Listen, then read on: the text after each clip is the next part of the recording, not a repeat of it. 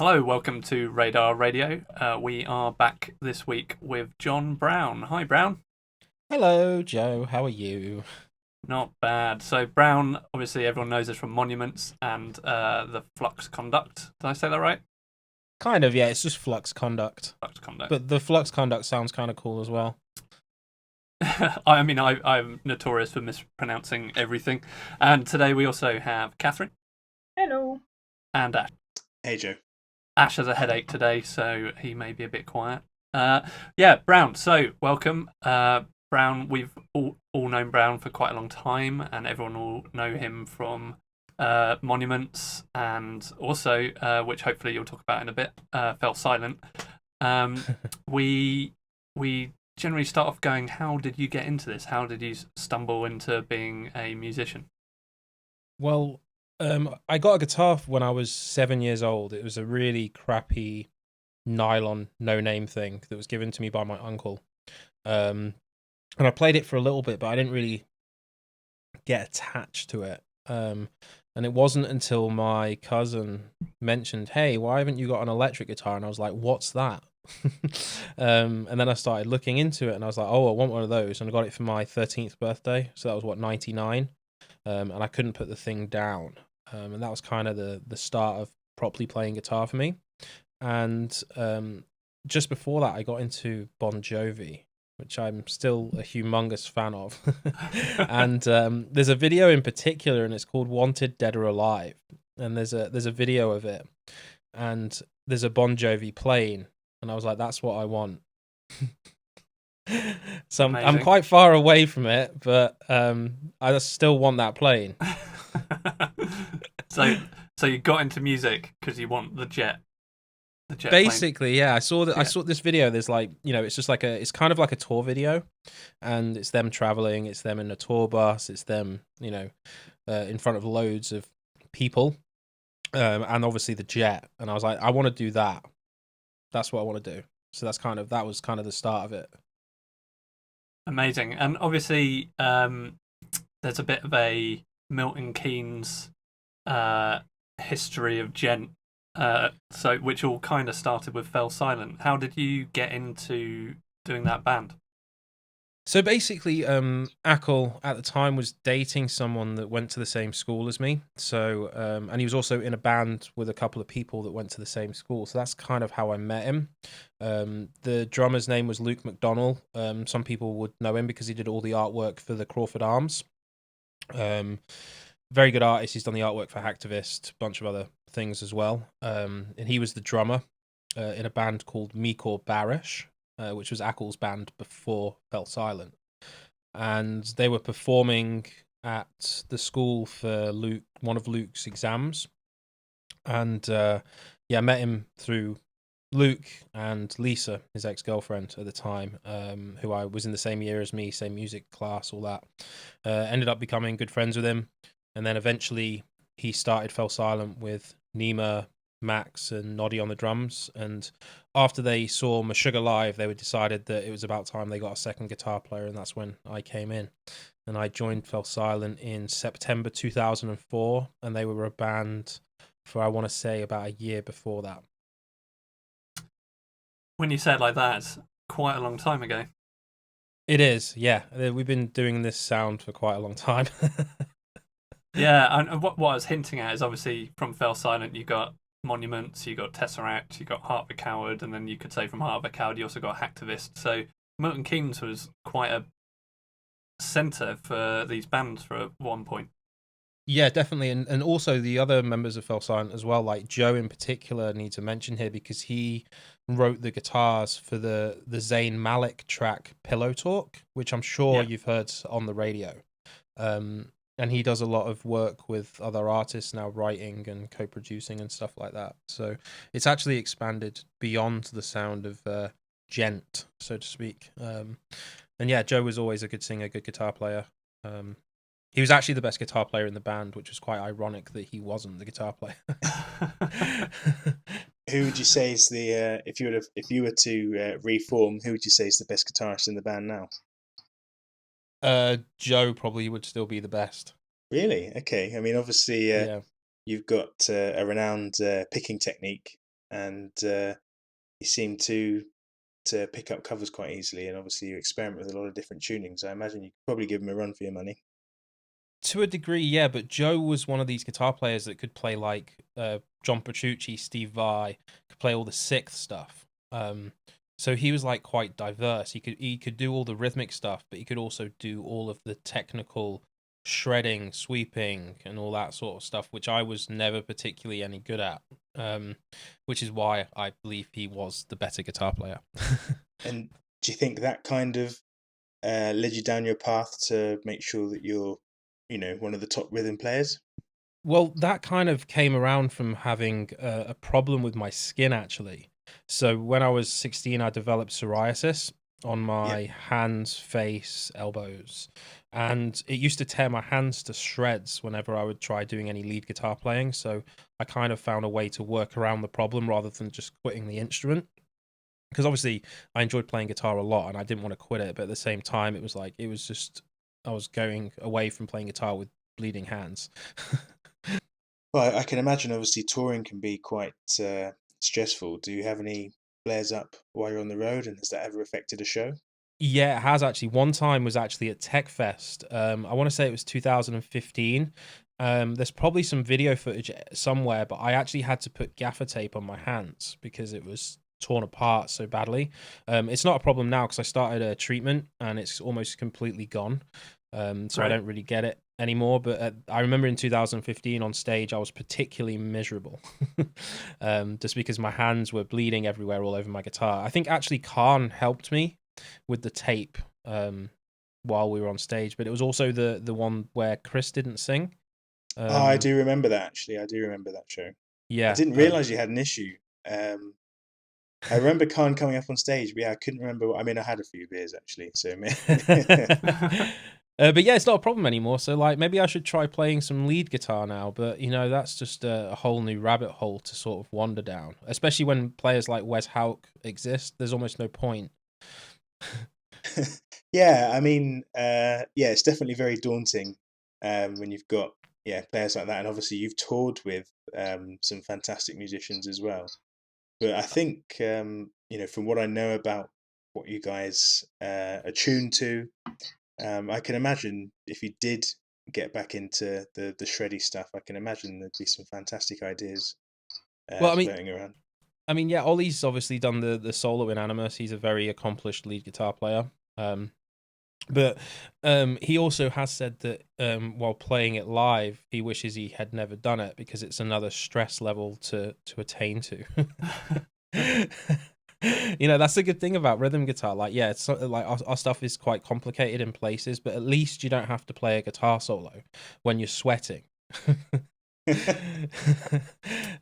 So I guess there's that. But yeah, I used to be able to do some lead stuff, but I just don't really spend the time on actually what's required to become to that level, which is 10 plus hours a day for like 20 years. I follow you and Ollie's Instagram quite a lot, and one thing you're both very good at is doing your Q&As and sort of regular questions that you guys get about the difficulty. And you both have different songs that you find pretty difficult. How difficult is the set now when you're doing an hour set? Oh, it's imagine nightmare mode on Doom. In places anyway. A lot of it is fairly difficult. I mean, individually each of the riffs I would say aren't that difficult, but it's playing them all in a row that makes it the nightmare basically. So I mean, the last set that we just played, we opened with I can't actually even remember what we opened with. Oh yeah, Blue Sky. So like Blue Sky, that's a fairly straightforward song, so that's quite a good intro. But on the tour before that, we opened with AWOL, which is considerably more difficult and more like it's just more all over the place. So it's quite stressful just getting up on stage and playing one of the hardest songs of the set right at the beginning. But I've noticed that once now, because I mean, I think on the last tour we played an hour and 15 minutes, hour and 20 minutes. And it's definitely become more difficult with the more songs. I found that I can't move as much on stage because I just get knackered too quickly and then I fuck up the rest of the set. But yeah, it's just complicated music to play well. But at least I'm not the drummer. That's all. Mm. Do you find it difficult to, or when you're performing, do you find that you enjoy it more than you find it difficult, or which is the prevailing emotion? It depends on the song for sure. Like if it's something off, well, if it's like one of the ballad songs like Garden or Blue Sky, or even some of the 8-string songs like Origin or Degen, then it's not so bad. But when it starts getting to Animus and Vanta and AWOL, it's definitely quite stressful on stage. Not only just for me either. I mean, if you think about it as well, like with Andy having to switch between singing and screaming, making sure he's got, breaths in the right place while he's also jumping around like an idiot. While we're trying to hit the floor with our faces, it's just the whole thing just makes it quite stressful, which is where Meshuggah have got it completely right. They don't move anymore and they just have the lights. And I mean, they do the lights pretty well. Yeah. Have you seen the videos of the guy? He's just like he's like the 6th member of the band. He literally knows every song inside out and is just playing the lights. At Arc Tangent, I mean, I've seen them quite a few times, but at Arc Tangent last year, the light display was just, everyone always says it, next level. It was the level beyond next level. Yeah, I can imagine it. I mean, the last time I saw him was at the Roundhouse in 2014. No, I must have seen him since then, but that show, I just remember the lights being absolutely insane as well. Yeah, I quite enjoyed watching that band live, and maybe we should start thinking about doing more stuff like that because I'm getting old now. And yeah, it's just the difference between how there's a point. It's like, do you perform well, or do you play the songs well? And there's sort of like a middle ground where you can get away with doing both. And that's where the Dillinger Escape Plan always kind of frightened me. I don't understand how they were able to play like they did when Ben Wyman was jumping off things that were 3 times his height. Yeah, that's a really good point, actually. Steering it back, between Fell Silent and Monuments, how did Monuments come to be? So I started Monuments as like a side project for basically the material that got rejected from Fell Silent, because either it was too heavy or wasn't in the same sort of vein at the time. So I started just putting up demos up on MySpace at the time, going back a few years, and I started becoming friends with a guy called Joshua Travis, who at the time was in a band called When Knives Go Skyward, who actually signed to Basic Records and then just didn't release the album and split up. But the members of that band were Chad, Chad from A Dark Orbit, who's now in Frontiera.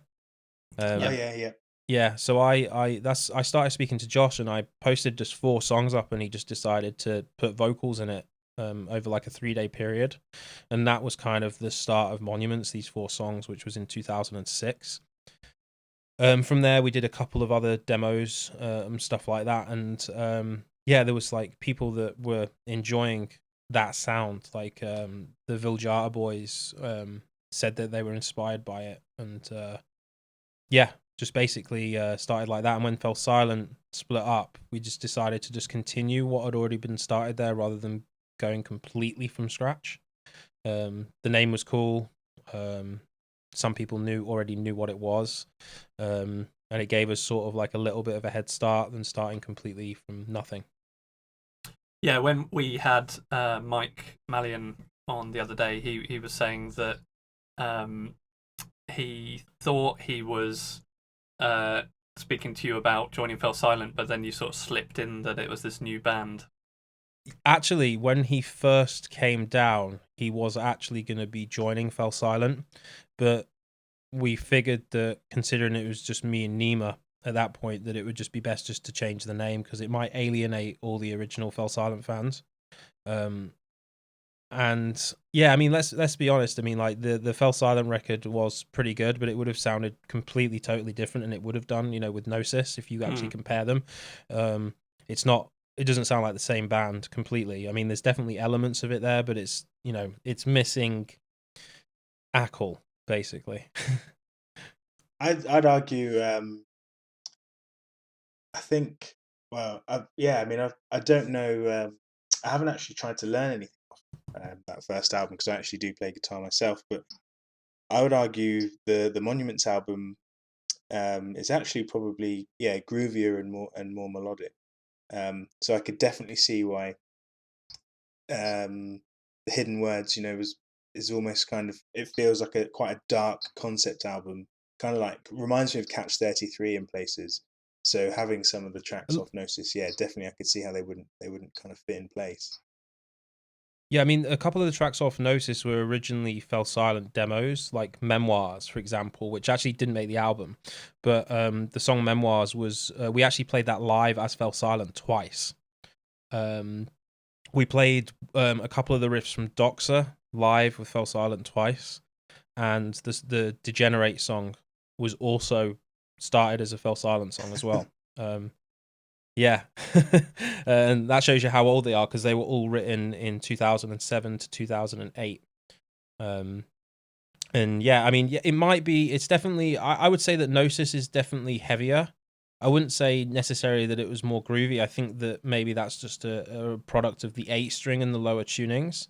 But yeah, it just had a completely sort of different sound to it. It's like the tonality of it, because obviously with Fell Silent, a lot of it was Ackle when it came to the writing. So, did it take a little while for the band to sort of crystallize into something a bit more tangible? Because obviously, Nima was involved, Khan was in there for a little bit, and then you settled on Matt for a while.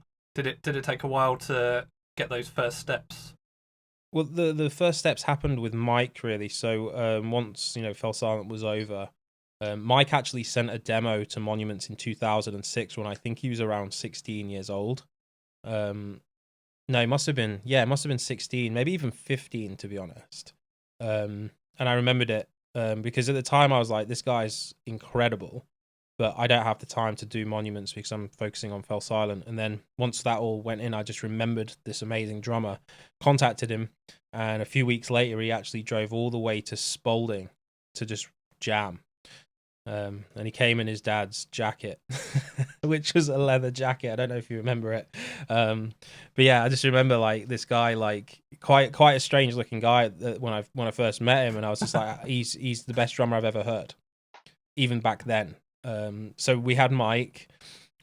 Swanee lived in Spalding as well. So he's been there from the start as well since 2008, 2009. And then it was just a case of finding another guitar player, which did take a long time. And originally as well on vocals, we had Greg Pope, who came in pretty early on in the start. And I actually heard of him through a forum called 7string.org. And that's how I got in contact with him. And he was singing on Friend for a Foe and a few other bands like that. So the first tour we did, we were main support to Casa City, and While She Sleeps opened. Our first ever tour. Wow. And on guitar for that one was Jake from Visions, Jake Monson. He learned all the material by ear. I didn't have to teach him a damn thing. But obviously at the time he was focusing on Visions. He just did it as like as a favor. And then the tour after that, we did one with Winds of Plague and Stick to Your Guns for Today. And Paul Ortiz played guitar on that, and Khan sang on that tour as well. and then eventually we got offered the tour with Periphery. Found Ollie on guitar. Mike did. He saw him play with Cyclamen. And then obviously Nima and Greg were back singing for that tour. And then after that, we decided to go with a different lineup again. So yeah, it's been a lot of changes over the years for sure. And then obviously things. The lineup calmed down for a long time, didn't it? You had the first time I remember seeing you was, I think it was 2012, Euroblast. Oh wow, that's a long time ago. Did you not see us at the first Tech Fest? No, I couldn't make it. I used to work for a festival called Guildfest in Guildford. Yes. And it was always the same weekend as Techfest. And whilst I loved the music at Techfest, I loved the job that I had there. So I just couldn't bring myself to miss it for a weekend because it was like 2 weeks' work, and it's kind of what got me into the event industry. It makes sense, yeah. Actually, just reeling it back a second, isn't there an urban legend that you were driving along and saw Swanee at the side of the road and were like, "Can you play bass?" It was a little bit darker than that actually. It was Nima was driving down the street, saw Swanee, and he's like, "Can I buy some weed off you?" Which then he went to his house and saw that he played bass, and that's how Nima and Swanee met. And then joined the band. That is a perfect stereotype right there. Go to the nearest guy with dreadlocks. That's the reason stereotypes exist. I mean, he managed to get weed, didn't he? Yeah, and as we all know Swanee, and he's great value whenever he's around, isn't he? So I think that one worked out pretty well. I think it did. But yeah, that's how they met. And then in fact, actually, Swanee came to see Fell Silent rehearse a few times as well when Nima lived in Spalding, and we used to rehearse at his studio. So yeah, we've known Swanee a long old time. Yeah, by the time, so the first ever gig I put on was Monuments, and I won't say it on the podcast, but I think we offered you more money than you'd ever been paid before, and you said yes, and it was a great gig, and I obviously haven't looked back since then. But yeah, that was you, Mike, Swanee, Ollie, and Matt, and then yes, this was at the Boiler Room, right? Yeah, 2012. Yep. And then you sort of became the Euroblast house band for a bit after that. Yeah. Yeah, the 2012 one, was it the one that was in the live music hall? Yes, yeah. Yeah, so it was divided between live music hall and the underground. That was it, yeah. Yeah, that was a particularly bad gig, I remember.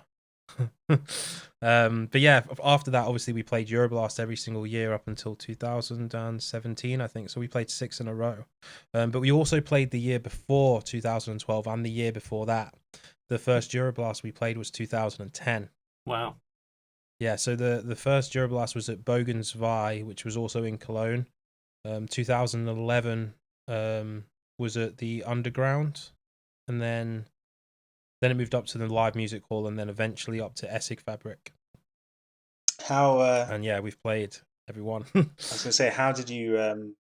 Obviously now you've got a manager and an agent, and obviously a huge reputation and appeal. But how did you find getting onto Euroblast 10 years ago? Without the massive online presence that you now have and that kind of thing. How did that come about? Well, as I said, I knew the Viljata guys who knew the Euroblast booker, which was John, and that's how we got it. We got it through Viljata, basically. And the first Euroblast, actually, so we didn't only just play with Monuments, but because Paul was playing guitar for us at the time, we played the first live ever Chimp set, and that was me with Paul, with Mike and Swanee, and we actually played 2 shows as that lineup with Chimp's banner. One was at the Luton SU for the 5-year basic anniversary party, and then the other one was Euroblast 2010 at Bogan's Vi. Sad I missed that. Yeah, it was pretty good actually. I mean, playing two sets in a row is pretty difficult. There's one thing that I will never forgive Khan for, and it's when the crowd was asking for more songs and we repeated a song that we'd played earlier in the set. I will never forgive him for that. Actually, I saw Hacktivist with the algorithm quite a few years ago, and they did the same thing. They said we're in the middle of writing our album. We can't give you any new songs. You haven't got anything to practice. What songs do you want to hear again? the crowd obviously wanted the Kanye West cover, and they just went straight into it. And then they played it again, so they played the same song 3 times in the set. That is just insane. Why would you do that? I mean, the first tour we did, we played a headline show at the Pits, and we played a headline show on a 20-minute set, 4 songs. Cool. And that's probably why, actually, I think that show we played at Euroblast, we only played 5 or 6 songs. So then we made it 7 by playing another one twice, which was Doxer, actually. Yeah. Don't do that. If you're in a band, do not play the same song twice. That is a terrible idea. So obviously with coronavirus currently tearing the music industry a new one, how has your project RiffHard been doing? How's that been going? Have you benefited more from that now? People are, I guess, being told to stay indoors and get online more. Actually, maybe you need to just talk about what RiffHard is for a moment. Okay, yeah. So RiffHard it's the first ever rhythm guitar tutorial of anything, basically. Rhythm guitar is just one of those things that's never really been taught. There's no information on it anywhere. You're kind of just told to go with the groove. What does that even mean? So yeah, it's like I developed it with a couple of business partners, well, 3 to be exact, and we came up with an idea on what we could do to sort of get people into rhythm guitar, because it's not glamorized like lead guitar, but whenever you find a guitar player that goes through the studio, generally they're always really good at lead, and then when it comes to actually getting the actual riffs down, they're usually quite bad at it. So that's kind of one of the things that we really wanted to tackle. We wanted people to actually start getting really good at this rhythmic element of the instrument, which no one's ever taught. And yeah, that's what RiffHard is. It's basically songwriting, rhythm guitar, and a bunch of other different things that we just teach on there. Yeah, and there's quite a lot of people on there now. It's doing really, really great. Do you think it's doing better now? Better during lockdown? It definitely increased significantly during lockdown. Significantly, yeah. And I think that for most people, they always feel like they don't have enough time, when actuality they're just really bad at organizing the time they have. I think we're all pretty bad at organizing our time. The 20 minutes that we spend scrolling on our social media, or the 15 minutes we sit down and watch TV, that is time that you could be practicing your instrument, because you only really need to practice for if you practice for 20 minutes a day, you're going to see a huge improvement in your playing.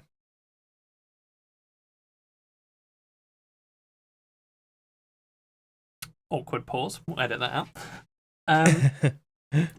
Yeah, I think all of us, everyone's been dealing with the lockdown in different ways. And as of today, we're recording this on the 12th of May. Obviously, we had the first idea of what's the easing of the lockdown last night. Unfortunately, it doesn't look like live shows are going to be coming back for a while. What are you doing with Monuments with that regard? Are you just looking at next year? Yeah, we've just been writing, or trying to write.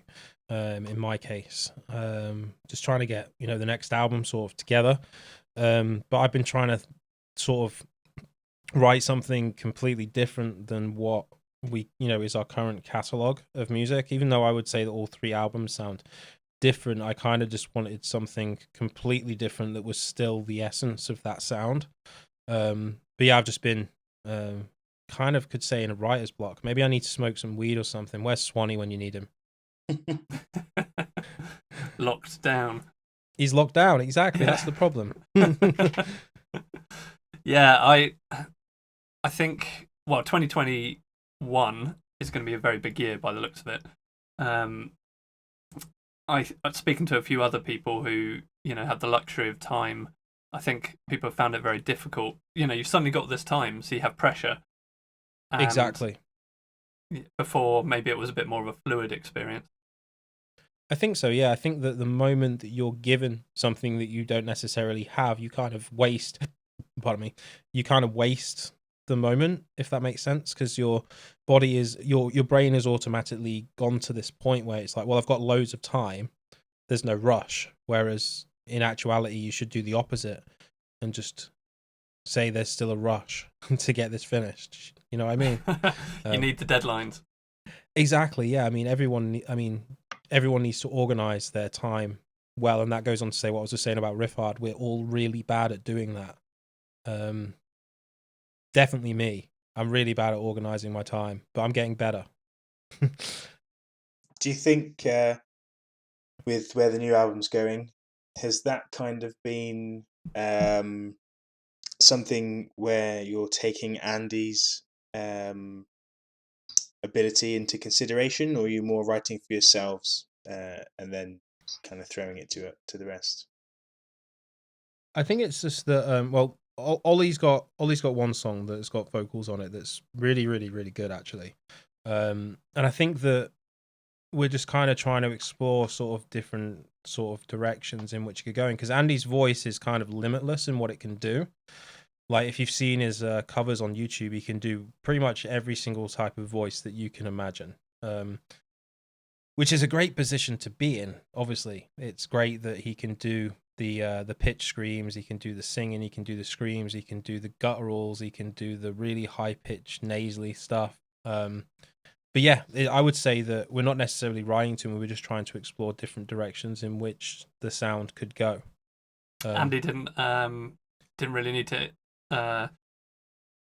put his hand up any more than he did he? He was already out there on YouTube just with this back catalogue of examples of great work. Exactly, and yeah, I mean, if you don't know who Andy is, just watch some of his covers on YouTube. He does everything from like a Muir, and even did Infant Annihilator, didn't he, recently? Oh, did he? I haven't actually seen that. I'll check it out. So he's done everything from that all the way through to like Circa Survive, through to, I mean, there's so much I can't even tell you. Like obviously Linkin Park, and he sounds great singing that stuff. So yeah, I mean, the guy's just a phenomenal musician. Obviously, like, you had the. Oh, sorry, keep going. I was just going to say probably one of the best I've ever heard. Again, you obviously had the same. I would say it's an issue, but it's something you have to logistically plan for. Having an American vocalist with Chris and now with Andy, how does that impact you with your world touring? And is it something that you have to really take into consideration? Well, obviously as a band, it's impossible for us to really accept one-off gigs. That's the only real difference. I mean, the thing with Andy, he's always practicing at home, so I know that he's going to sing the material well when we get together. But as long as we're organized and make sure that the touring happens in, at least blocks, then it's not really that much to worry about. I mean, flights are so cheap these days. I mean, you can get a return flight for Andy for like 400 quid. And then, if you've got some miles, which you can earn being in a touring band quite a lot of, then it's even cheaper. So it's, I think, his last flight, it was like I used my miles that I have with Virgin, and it cost like 200 quid or something to fly him from the States and back. Taking into consideration what you were saying about Monuments sort of gigging those first early days, and then obviously, as you were just mentioning now, being a global band, how did that transition come about? So how did you become able to go from national to international gigs? Well, we were quite lucky as a band, really, because we released our first song, Admit Defeat, in 2010, and we were immediately picked up by Marco from Avocado. And I think that was kind of one of the main things that really helped us, because he got us into Europe straight away. And we toured with, as I say, Winds of Plague. We did the Periphery tour straight after that, with Tesseract, and then in Europe, the Safety Fire. And a bunch of other tours. Born of Osiris, we went on tour with After the Burial. And that was kind of like how people were hearing our name along with obviously the internet. It's just the fact that we were touring throughout Europe, and we obviously didn't get to America until the second album, but when we did, it sort of just exploded there for us as well. That first tour, I would still say, was the best for us in terms of what it did. The one with Glass Cloud and Scale the Summit. But yeah, I mean, from that, yeah, obviously we got that, and then we obviously got Australia. We've been to India, been to South Africa, been to South America now as well. So yeah, I guess it's a part because of luck of that original first contact that we had with Marco. So what I'm basically saying is I'm thanking Marco for helping us, because I think that was one of the defining moments. Because once you get an agent that believes in you and wants to put you on tour with his bands, then you kind of, your name's being pushed out there, if you know what I mean. What was out of all the different continents you just name checked there, what was the craziest show? The craziest time was definitely South America. It was one of the hardest. I'm actually surprised we're still a band, to be honest. After that, the experience was difficult. In fact, actually, that was last year, and we also did Australia maybe like a month or two before that. So in Australia, it's particularly hard to tour because you're flying every single day and playing a show. So you will play a show, get to your hotel at like 1 o'clock in the morning, and then by 4 o'clock you have to go to the airport for the next show. So that was, without a doubt, one of the most tired times of my life, without a doubt. And then a couple of months later, we go to South America. Now, the first like 5 shows were actually really good, so that we had a couple of days in between them. And then when we got to Argentina, we got into this bus, which I'm still surprised we didn't die in. It was the filthiest bus. It had cracks all over the windows, and it was just a sweat box. It was a filthy bus. The roads were terrible, and not really sleeping because of how terrifying it was.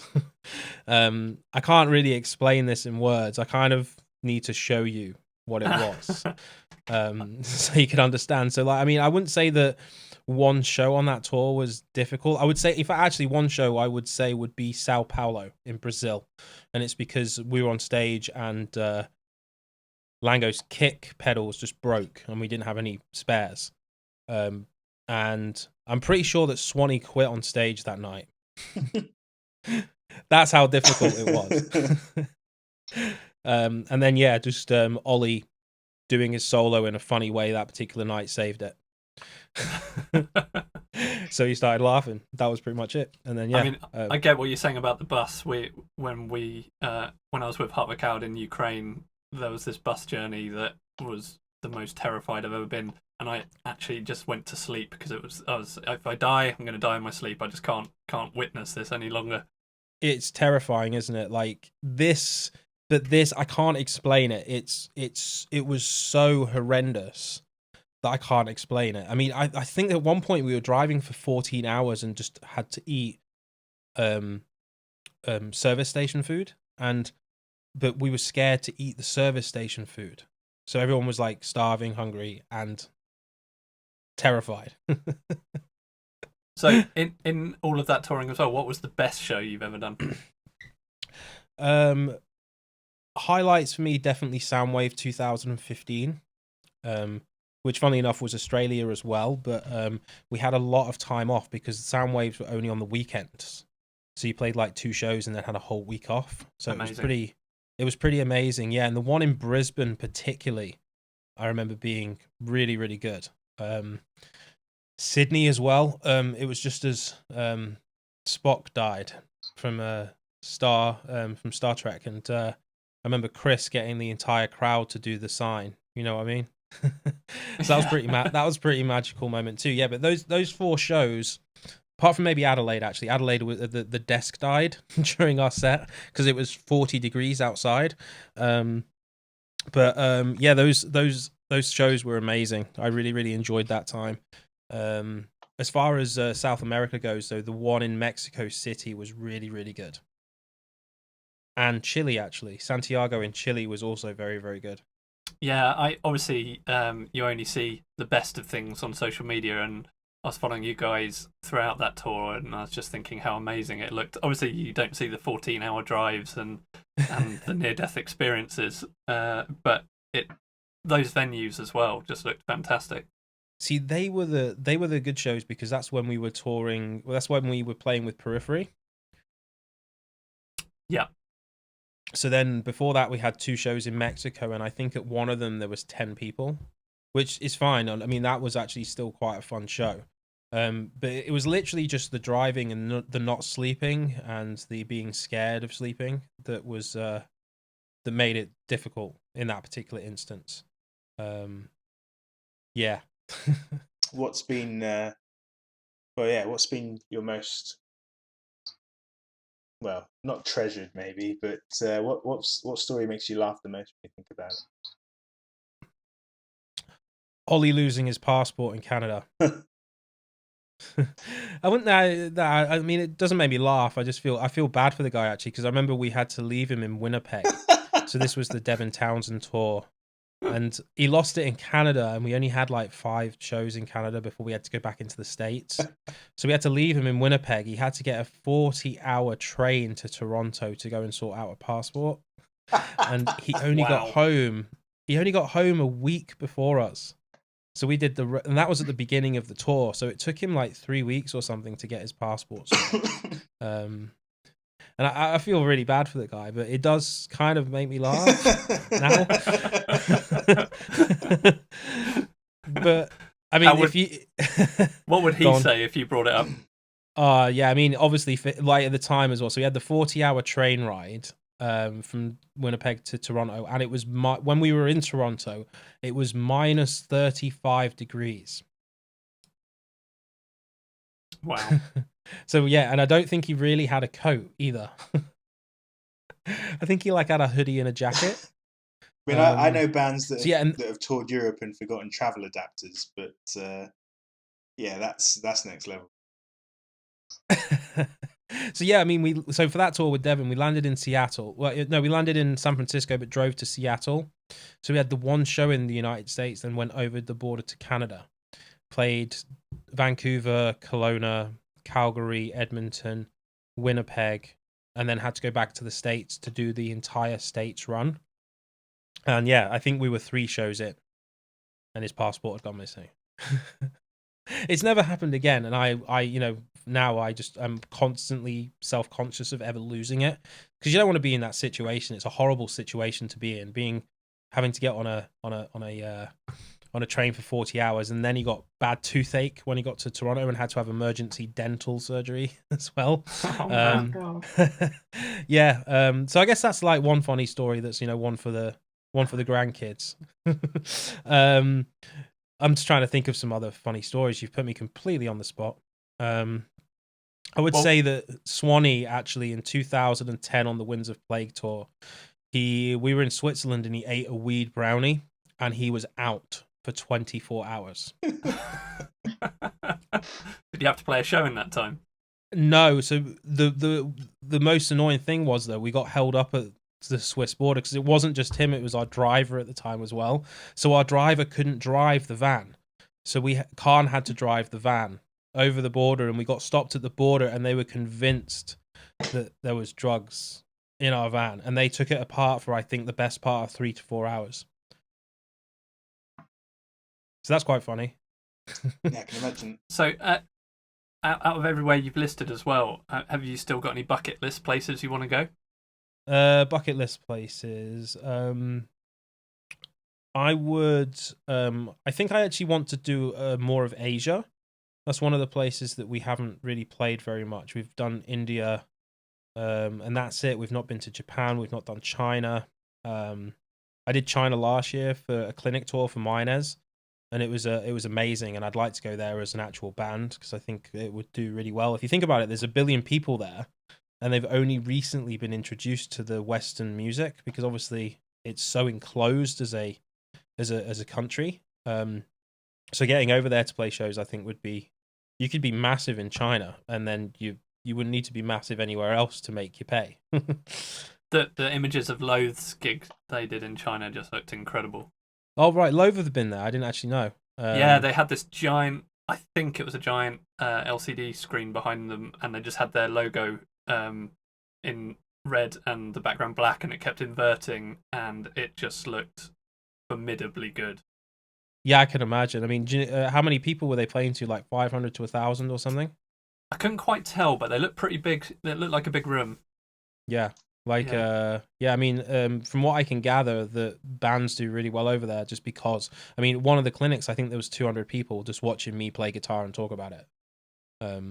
So if that can happen just from me talking about a Mine's guitar, then I'm pretty sure they're hungry over there for some more metal. I know Modern Day Babylon went there and it looked really busy as well. So yeah, that's the place I'd like to go. I'd like to go to Hong Kong as well to play there. Manila. Summer Sonic Festival, which is on Jakarta as well. That'd be quite cool to do. But yeah, Japan, basically just that entire area. I think it's kind of like, it's just a place that I've not really been to. I've been to Cambodia on holiday, but I've not really been to any of the other places I'd quite like to go. Before you go to play those places, obviously at the start you mentioned that the plane was what inspired you to kind of start music or start bands, but has there been anywhere you've played where you've just thought, fuck yeah, I've made it? I would say Soundwave again, actually. That was kind of like one of those magical shows. Well, the 4 shows, that was kind of like magic, because obviously you've just flown for 24 hours across the other side of the world. And people are there just singing your lyrics, and it's like amazing. But that kind of happens whenever we go further away from home. So it happened when we were in New Zealand, it's happened when we were in Australia, South Africa, and even in South America to a degree, even though I was livid. Yeah, I remember being in Australia in 2008, and I was wearing, I think it was a Basic Records band, I can't remember who it was, and this guy behind the counter in a bottle shop was like, oh my god, and then just reeled off all of these bands and said how lucky I was that I lived in Europe. And I said, well, I mean, some would say lucky you live in Australia, but yeah, they don't quite have the scene, do they, unfortunately? It's a shame, really, because I think Australia has some of the best bands in the world, but there's only like 6 cities that you can play.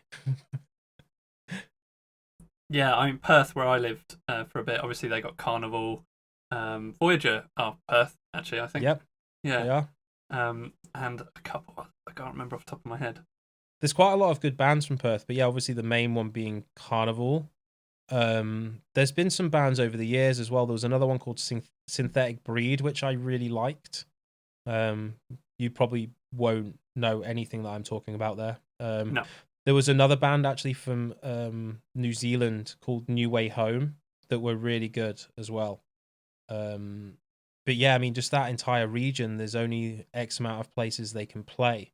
And getting a flight from Perth to Melbourne or Sydney is more expensive for them than flying from Sydney to Bali.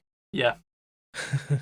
It's just a really expensive flight. And obviously, when you go to Perth, there is nothing else there. So it's like, if you go to Perth, you may as well come straight home afterwards just because the flight's too expensive otherwise. But yeah, it's a shame, really, because, yeah, some of the best bands, Dead Letter Circus, Carnival. Obviously, we had I Built the Sky on the last tour with us. Great band as well. Yeah. Pliny. There's literally thousands. It's got such a big music scene for a place that only has 6 real cities to play in. Yeah, I think I misspoke before. What I really meant is they struggle for the venues and the population density and everything to sustain it, like in, for instance, Europe. Yeah, obviously you would never do a 30-date tour in Australia. Yeah. And yeah, obviously it's expensive because you have to fly everywhere pretty much. I mean, you can drive 4 of the cities, but anywhere else outside of that, you've got to fly. Yeah, I drove from Melbourne to Perth, and it took about 48 hours. You non-stop. Drove? Yeah, we had to get my mate's car back from Melbourne to Perth, and we thought, oh, we'll drive it. And so 3 of us drove. One would drive, one would keep the driver awake, one would sleep in the back, and we kind of rotated. You should have made a holiday out of it. Well, we did. Yeah, we went to Melbourne, went and saw a load of AFL games, saw the F1 race, and then came back the other way. But I mean, the drive was just intense, and I saw a kangaroo jump out in front of a lorry and explode like a water balloon. Which What? Was, yeah, after not sleeping for about 20 hours, was one of the most surreal experiences of my life. I can imagine. Was it and then- it a grey one or a red one? It was a blur that went red. And it was kind of like The Simpsons, you know, the car, it was raining blood on the car, and I had to pull over in the middle of the desert and wake my mates up and go, guys, like, nothing bad's happened, but we've got to clean the car. There's like dingoes running around licking blood off the car. It was one of the weirdest moments of my life. Is this the reason you're I a was vegan? Not expecting that. It probably contributed. Yeah, I understand that. Yeah, the trauma of that would have been pretty high. It was an amazing drive, though. I mean, it's definitely worth doing. We stopped off in this abandoned mining town called Iron Knob, and it was kind of frozen in time in the 70s. And we were just walking through these houses that you'd sort of see in America, you know, in the desert. And it was kind of like everyone had just dropped and left, and you were just walking through people's kitchens and stuff. What? Really? Yeah, That sounds so kind of surreal. sounded great, actually. Oh, I assume no one lived there, and hopefully we weren't going through people's actual houses while they lived there. I mean, even if you were, they probably wouldn't have minded. You're probably the first outsiders they've seen in 20 years.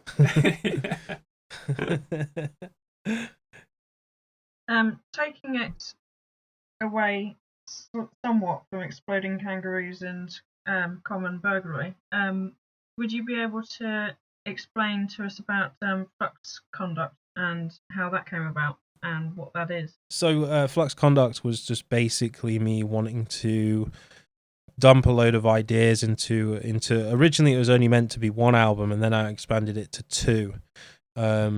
I had loads of ideas running through my head at the time and just wanted to get some music out, basically. So the first album's called Catsy, which is the Hopi Indian word for life, and it's an instrumental album that runs for an hour and 8 minutes. 13 or 14 songs, I can't remember. It's been so long since I've looked at that album. Second album called Yet Sahara, which is the it's the Yiddish or Hebrew, the Hebrew meaning for the will of man is evil, and it's to do with people have a choice on whether they take a dark path or a good path, basically. And I thought it was a good time to talk about the 7 sins, which I've wanted to write about since seeing the film Seven. And yeah, just a brain dump twice. It happens sometimes. I remember watching a video of you, I think it was at a mayonnaise day, and you'd had a couple of beers and you did a playthrough, and the look of strain on your face getting that song down. Oh, dude, yeah. The worst part about that, so I finished that song a few days before I left to go to Miners, and I'd never played it start to finish before, and I had 5 beers before. Very strong beers. Yes, very strong beers. And Dowd, the owner of the company, David, was not letting me not do it, basically. So was it a one take, or was it a few takes? I think it's 2 takes. And very stressful, me sweating everywhere. But yeah, that one, that was the last song for that record. I literally just finished it just before I went that. So that was like mid 2015. And yeah, obviously, we've played it live once at the 35th anniversary party for Miners, and we played 4 songs with Mike on drums, a guy called Or Lubianka on bass. He played for Osric Tentacles, also a Miners endorsed artist, and then me on guitar, and then Rennie on vocals, who sang on the second record. Fantastic. Actually, you touched upon it there. There's always been a theme, and this is going to push the podcast over our hour, so sorry, guys. There's always been a theme running through Monuments where you've always explored some pretty, I don't want to say like out there, but, you know, sort of grand ideas. How does that come about? Do you bring that to the table? Do other people? Do you still have something like that you want to explore in the next record? Yeah, so with Gnosis and the Amanuensis, I kind of had a theme for both of them. Like Gnosis is like from the beginning of your life to the end, and just sort of how you're sort of in change, you're not given a choice. That's kind of like was the original premise for that. And then with the amanuensis, it was originally about the samsara cycle, which is why the two characters, Sam and Sarah, and it's Chris's version of that story, of the ideas that I gave him. With Phronesis, it was kind of just an open palette for Chris to just do whatever he wanted, basically. And with Flux Conduct Catsy's just about, the first one's just about basically things that bothered me and myself and other people.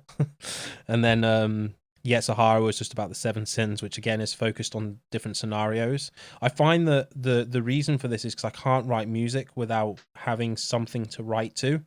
I find that music is just another form of language, and to write to it, you need at least an image or a word or an idea of what you're going to write to, so that because every piece of music is like a story. It's like got a beginning, a middle, and an end. And I find that the best way to sort of translate ideas that are musical into something that's finished is having something to actually physically write to. Where do you look for inspiration? Do you read a lot, or what piques your interest? It's usually something that's really pissed me off, actually. So you've got a lot at the moment. No, that's probably why I can't write any music. I'm not angry. I literally find that I write music when I'm angry or upset about something. It's a bit weird. I guess in that degree, it's kind of like a catharsis for me. I was always really bad at talking to people, so it was sort of like the best way to sort of push what I'm feeling across. So is it more what's making you personally angry rather than sort of, because what I was joking about there was sort of world events at the moment. For me, there's quite a lot that makes me angry, but is it more a more direct personal thing? I guess it's a mixture of the two. What's happening right now, I guess, isn't pissing me off enough. I'm guessing that you're talking about like everything that's happening with the lockdown and the fact that live shows are in question and stuff like that. I think that for me it needs to be a little bit different to that. I think maybe to a degree it needs to affect me, if that makes sense. Mm-hmm. Which obviously this does, but I mean it needs to, like, I can't really explain it. It just needs to really kind of piss me off or rub me in the wrong way. Yeah, you work from home and you write Yeah. from home, I guess. So, yeah, totally understandable. So I think it's just that it's not, obviously, it doesn't help Monuments that we can't go on tour. I mean, we just lost loads of money not being able to go onto that American tour. But at the same time, it's like we can all still write from home, so we can still get on with stuff. Do you know what I mean? But obviously, certain people that won't be able to do anything. They've lost their jobs, or they're just not able to get on with their job because it involves people being on tour. So I understand why you're pissed off about it. I guess, as I say, for me, it's probably just not pissed me off enough because I can still get on with something to do with it. And if anything, the break was quite nice, to be honest. Well, I guess in a way. I guess just to wrap things up, then, can you give us a bit of insight as to what you're currently listening to, what you're enjoying, anything that might be inspiring you from an oral aspect? Well, I just listened to you three. That was awesome. No, honestly though, what have I actually been listening to? I mean, I have my sort of things that I put. I've been listening to a lot of Carnival again, actually, over the past couple of weeks. Funnily enough, it's the Asymmetry album, and I tended to always just put on Sound Awake because it's one of the best albums. But recently, I've been listening to a lot of Asymmetry, which I've really, really enjoyed, actually, as it's quite dark in comparison to Sound Awake. Obviously, that's a band that everyone knows. In fact, I got sent this really weird ass band the other day that I started listening to. I can't remember the name of the band. They're from it's like progressive rock mixed with jazz, and it's like, yes, that's it. Yeah, Panzerpapper. Yes. It's so weird, right? And I don't know how I got to it. I just started listening to it, and there was some really cool parts of it that are kind of weird. And they're pretty unknown. Like they're on a small label. They have they've been around since 1998. Psychedelic rock, progressive rock. It's got some jazz elements in it. They're from Oslo. And I was listening to them the other day, and I was like, this is actually pretty cool. it's pretty out there, different. And then what else have I been listening to? Obviously Hans Zimmer is constantly on rotation. I've been listening to quite a bit of Allan Holdsworth as well, actually, which I never expected myself to do, actually listening to it for enjoyment, but for some reason I'm kind of enjoying it. Yeah, he's one hell of a lead player, if you want to call it that. I mean, it's with Alan though. He's like, he says he hates he said he hated playing guitar. He said that he always wanted to play saxophone, and just was never any good at it. And just guitar was the only way that he could do music. So I guess that's probably why it was always so out there. And I've definitely been listening to Ron Jarzenbeck again, Blotted Science and Spastic Ink and Watchtower and stuff like that. I mean, if you've not heard Ron Jarzenbeck, I would say he's the most criminally underrated guitar player ever of all time. Wow. Okay. He is. Have you heard of Ron Jarzenbeck? Have you heard Blotted Science? Because obviously they were on Basic, but Ron Jarzenbeck, if you just search Spastic Ink, Watchtower, or Blotted Science, then it's just insanely good. It's just mental, basically. So yeah, that's kind of like what's been on rotation. I tend to, when I'm writing, not listen to that much music, but I can't stop listening to those four at the moment for some reason. Yeah. Well, that is a nice natural stopping point. Thank you, Browne, for coming to speak to us today. Thank you very much. Goodbye from Browne. Goodbye from Catherine and Ash. Bye. Goodbye. And bye from me. Bye. See you guys.